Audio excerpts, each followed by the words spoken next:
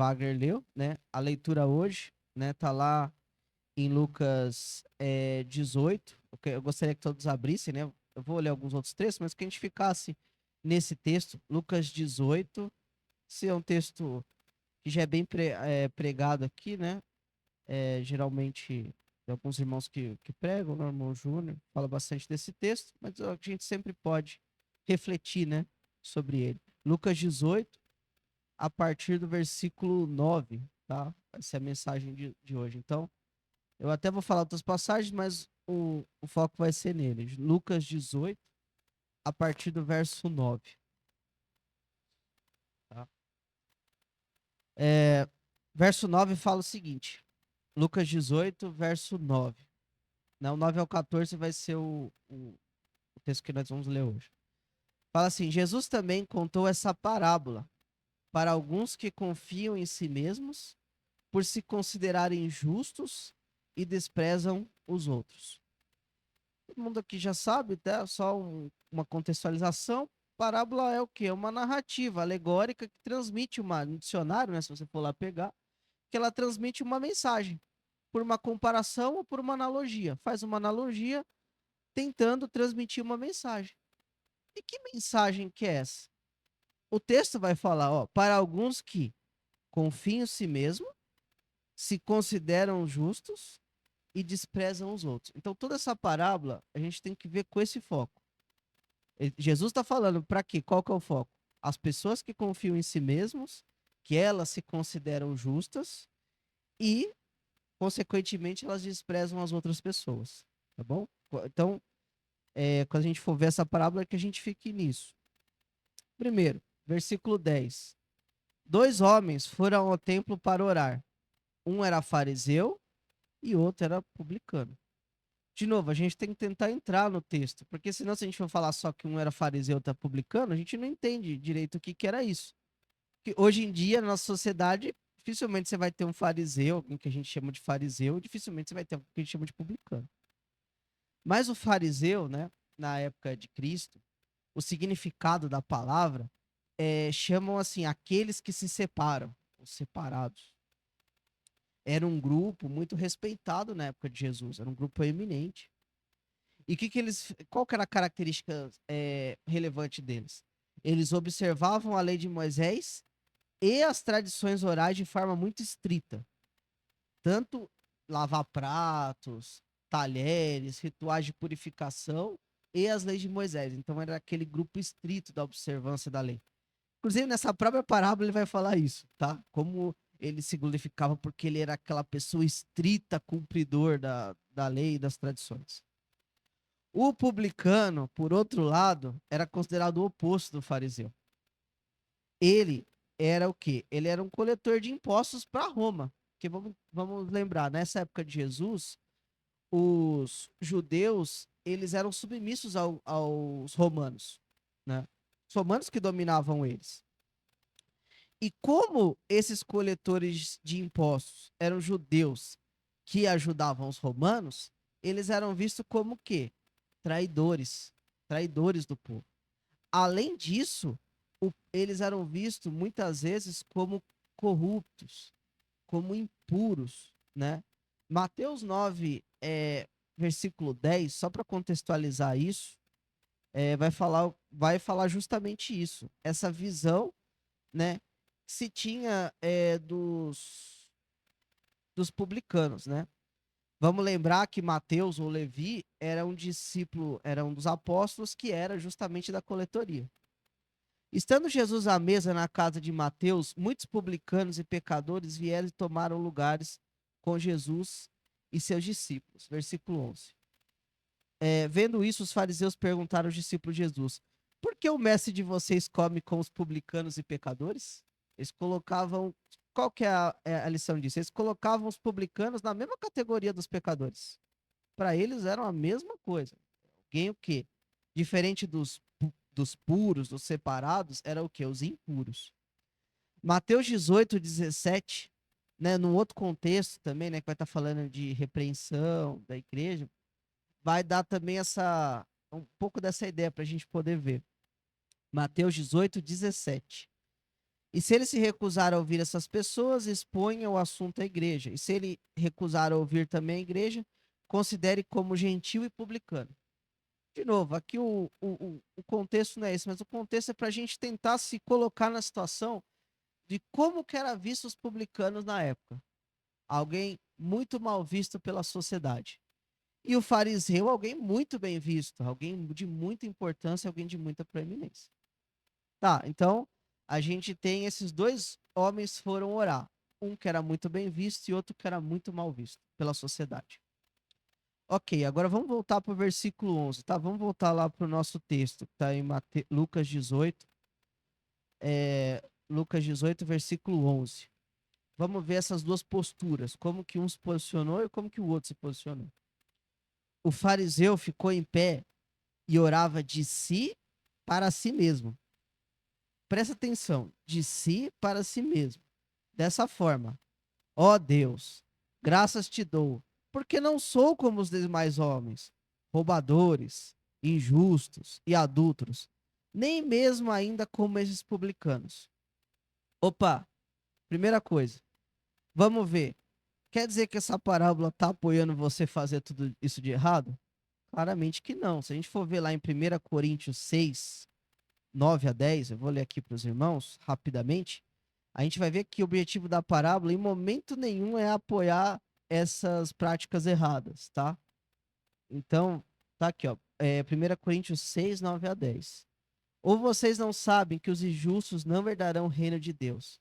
Não se enganem, nem imorais, nem idólatras, nem adúlteros, nem afeminados, nem homossexuais, nem ladrões, nem avarentos, nem bêbados, nem maldizentes, nem roubadores herdarão o reino de Deus. Então, o propósito aqui da parábola não é de maneira nenhuma apoiar esse tipo de prática errada. É outro propósito. É o quê? Olhar de si para si mesmo. De novo, que é o que eu estava falando. É se considerar orgulhoso. E é o quê? Desprezar os outros. Se a gente for ver, a postura do fariseu, ela está sendo dessa maneira. Além de ele olhar para si mesmo, ele se declarar justo, ele falou: eu não sou como os outros, eu sou superior. Tá vendo aquele pecador ali? Eu não sou como eles, Deus. Eu faço todas as práticas aqui. E nem como aquele outro ali lá do fundo que tá buscando, que tava orando, mas eu sou melhor que ele. Então, essa é a postura que tá sendo falada isso. E o fariseu ainda continua no versículo 12. Jejuo 2 vezes por semana e dou o dízimo de tudo o que ganho. Vamos lá. Ele queria se justificar perante o Senhor, perante as suas obras. Não só pelas obras da lei, mas ele queria dizer assim: Senhor, eu faço além. Porque na lei, você tinha o dia que era obrigatório, assim, judeus, que era o Yom Kippur, né, o dia da expiação, que era uma vez por ano. Ele falava assim: Senhor, é obrigatório uma vez, mas eu jejuo 2 vezes por semana. Olha como eu sou justo. E eu, além do dízimo de todas as coisas, eu faço tudo. Porque eu não faço só o que a lei pede, eu faço mais. Ou seja, eu mereço mais. Porque não é só aquilo que está ali, eu me destaco, tá? Então, essa era. Então, vamos tentar primeiro entrar na personagem do fariseu. Alguém que se justificava de si mesmo, porque não é só que fazia o que a lei falava, ele fazia mais. Ele era melhor. Ele se dedicava mais. Por isso, na visão dele, ele deveria receber mais e ele deveria ser acima de qualquer outra pessoa. Agora, a partir do versículo 13, a gente vai ver a postura do publicano. Tá? O publicano, estando em pé, longe, nem mesmo ousava se levantar os olhos para o céu, mas batia no peito dizendo: tem pena de mim, que sou pecador. Qual foi a postura dele? Humildade, reverência, temor ao Senhor. E temor não é questão de ter medo, mas é reverência, é respeito. Diferente do outro que levantou de pé e olhava, falou assim, justificava-se si mesmo, esse o publicano, ele teve reverência por Deus. Ele reconheceu o seu pecado. Quando a gente vê lá em Salmo 51, eu vou ler rapidamente alguns versículos, a gente vai ver que Davi, que é um homem que, apesar das suas falhas, era um homem segundo o coração de Deus, quando ele pecou, ele teve essa postura. Ele fala o seguinte nos versículos 3 e 4: Pois eu conheço as minhas transgressões, e o meu pecado está sempre diante de mim. Pequei contra ti, e fiz o que é mal aos teus olhos. Versículo 9 e 10. Esconde o teu rosto dos meus pecados e apaga as minhas iniquidades. Aí tem aquela música que a gente sempre canta aqui, né? Cantava. Cria em mim, ó Deus, um coração puro e renova dentro de mim um espírito inabalável. Não me lances fora da sua presença, nem retires o teu Santo Espírito. Restitui-me a alegria da tua salvação e sustenta-me como um espírito voluntário. Então ensinarei os transgressores os teus caminhos e os pecadores se converterão a ti. Ou seja, ele estava falando, eu pequei e eu sou merecedor desse castigo. Mas crie em mim, ó Deus, um coração, e aí o que eu vou fazer? Eu não vou desprezar os outros. Eu vou ensinar a sua graça e a sua misericórdia. Essa é a postura de Davi. Diferente da postura do fariseu, que ele queria se achar justo só para si mesmo. Tá? Salmo 139, do 23 e o 24, vai falar também. É uma passagem também que a gente sempre vê aqui. Eu vou ler rapidamente, tá? Só para poder complementar. Salmo 139, 23 e 24 fala o seguinte: Sonda-me, ó Deus, e conhece o meu coração. Prove e conhece os meus pensamentos. E vê se há em mim algum caminho mau. E guia-me pelo caminho eterno. Então, diferente da postura do fariseu, que ele se achava muito bom, ele fala assim: vê se há em mim algum caminho mau. E guia-me pelo caminho eterno. Essa é a postura. Senhor, olha para dentro de mim, porque às vezes eu estou achando que eu estou bem, mas na verdade eu tenho caminhos maus. Então, olha para dentro de mim e me corrija, Senhor. Me ajuda a perceber isso. No 14, ele vai falar o seguinte: digo a vocês, na passagem de Lucas, digo a vocês que esse desceu justificado para a sua casa e não aquele, porque todo o que se exalta será humilhado, mas o que se humilha será exaltado. Então a gente jamais deve se justificar perante o Senhor. Nós devemos fazer o quê? Ter essa postura de se humilhar e reconhecer a graça e a misericórdia de Deus. Porque todo o mérito das coisas boas que possamos fazer não é nosso, é de Deus. E se nós fazemos é porque primeiro ele teve amor e misericórdia com a gente. Não porque a gente merece, não porque a gente é melhor de qualquer outra pessoa. Por quê? 1 Timóteo 2,4 vai falar de que Deus quer que todos sejam salvos. Todos é todos. Deus não quer perder ninguém. Sabe aquela pessoa que você olha, você jamais vai olhar para ela e falar assim: olha, mas tá vendo como ela faz errado? Tá vendo como ela tem uma vida de pecado? Saiba que Deus quer aquele para o seu caminho. E é muitas vezes a gente podendo se achar, nossa, mas eu tô todo domingo na igreja, eu tô às quartas, eu oro. Saiba que tudo isso deveria ser não para autoelogio, mas para mostrar a graça de Deus para outras pessoas. Porque Deus, sendo Deus, veio ao mundo e se esvaziou a si mesmo em amor pelo semelhante. Então a gente precisa também ser semelhante. É muito fácil falar do fariseu e muitas vezes a gente olhar para a nossa vida e ser um fariseu, tá? E qual que é a aplicação, pessoal, que eu queria deixar disso? Romanos, para nós como igreja. Romanos 11, do 17 ao 24. Vamos ler. Isso aqui é para nós como igreja, para todos nós como igreja, como que a gente deve agir em amor às pessoas que estão fora, em amor às pessoas que infelizmente ainda não conhecem a graça de Deus. Romanos 11, do 17 ao 24, tá?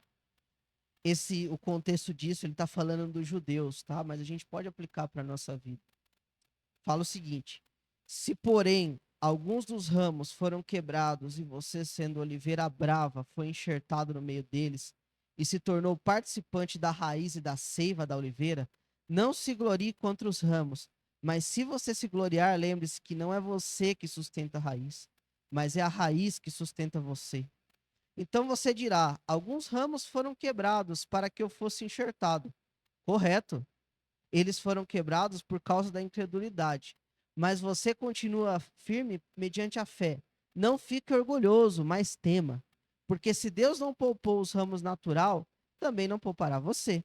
Considere, pois, a bondade e a severidade de Deus para com os que caíram. Severidade, mas para com você a bondade de Deus, desde que você permaneça nessa bondade. Do contrário, também você será cortado. Eles também, se não permanecerem na incredulidade, serão enxertados, pois Deus é poderoso para os enxertar de novo. Pois, se você foi cortado daquele que por natureza era uma oliveira brava e contra a natureza foi enxertado numa oliveira boa, quanto mais esses que são ramos naturais serão enxertados na própria oliveira. O que é isso? Nós, irmãos, não deixe se enganar. Nós somos oliveiras bravas. Nós fomos enxertados na família de Cristo não por mérito nosso, mas por amor a Deus. E isso não deve ser para a gente se exaltar. Ó, eu faço parte da igreja verdadeira. Olha como eu sou bom. Isso deve ser para a gente ter temor, reverência a Deus. Por quê? Porque se a gente está enxertado, é pela graça e misericórdia de Deus. Não somos a gente, a nossa própria força que nos sustenta no caminho. É Deus que nos sustenta no caminho. E a gente precisa olhar o quê? A bondade e a severidade de Deus. Se a gente está no caminho, a gente precisa reconhecer que é Deus que nos está sustentando cada dia, cada manhã é Deus. Não adianta. Por quê? O dia que a gente se exaltar perante outras pessoas e achar que, mas as pessoas estão lá no mundo e eu já tô tudo bem, eu tô no caminho. Deus pode ser bom para fazer o quê? Aquela pessoa que a gente despreza, ela ser salva e a gente, se a gente começar a se exaltar, mas eu estou na verdade, e começar a achar que é melhor que os outros, a gente cai fora. Porque Deus é poderoso, Deus quer que todo mundo seja salvo. Então, o que nós precisamos fazer disso? Ter humildade. E não falar de si para si mesmo. Falar assim, nossa, como a igreja aqui tem a doutrina correta. Amém, isso é verdade, correto. Só que a gente tem que ter temor para a gente continuar nisso. E não achar que isso é um mérito, porque as pessoas lá fora não se enganem. Deus quer que todas elas, todas, venham fazer parte do mesmo corpo de Cristo. Venham estar aqui com a gente, que a nossa alegria venha aumentar cada vez mais. Deus não quer que a gente seja, olha como a gente é bom. Não, se a gente está fazendo certo, que todas as práticas aqui que o fariseu estava fazendo são práticas corretas. Você não se roubar, você não matar, mas o propósito da nossa missão é que a gente venha falar isso para os outros, não de si para si mesmo. A gente venha lá fora falar assim, irmão, Deus quer que você saia disso e venha participar com a gente.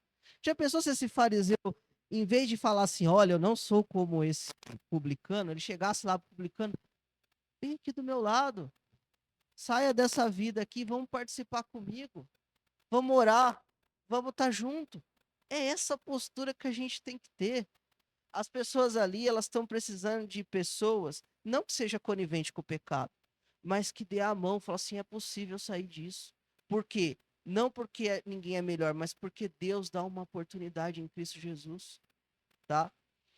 Quando a gente entender isso, de que a gente não é para falar de si para si mesmo, e isso não quer dizer ser conivente com o pecado, isso quer dizer falar a verdade para a pessoa, e não de nós para nós mesmos, ou mesmo para o Senhor.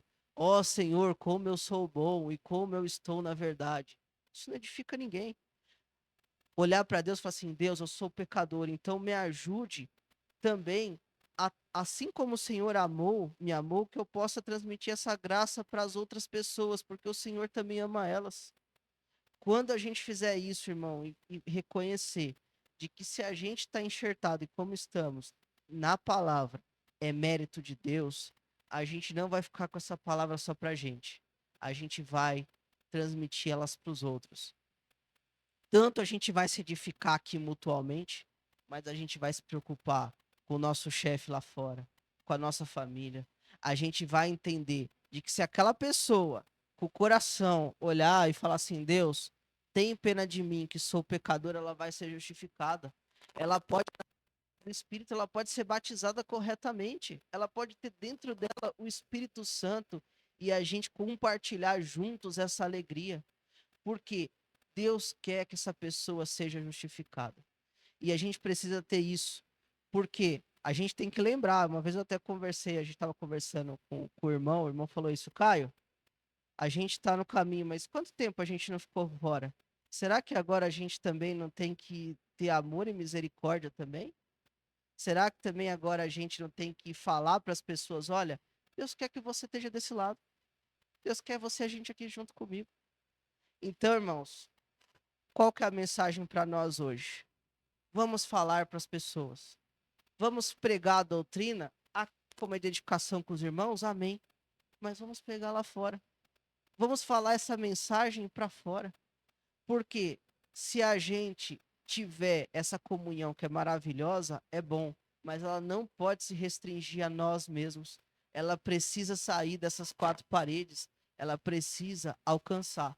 Porque se ela só ficar nessas quatro paredes ou só ficar entre a gente, sem perceber, a gente vai cada vez se achar mais justo e vai esquecer de que a nossa missão é falar do amor de Deus para as pessoas que ainda não conhecem e que Deus e amar elas de todo o coração, porque Cristo fez isso, tá bom?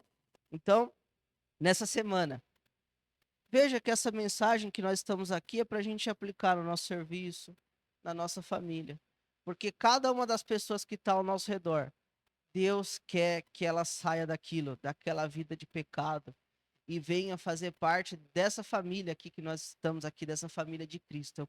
É o que Deus quer. Todos sejam salvos. E quando a gente entender isso, a gente não vai se achar superior.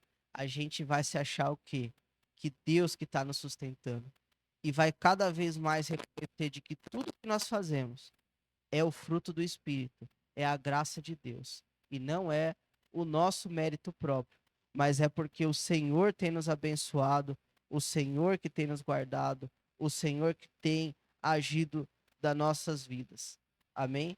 Então vamos junto trabalhar por esse propósito, para que cada vez as pessoas vejam que a gente ama uns aos outros e ama também aqueles que estão perdidos. Tá bom? Vamos continuar nossa adoração a Deus, tá? Com mais um louvor. Deus abençoe.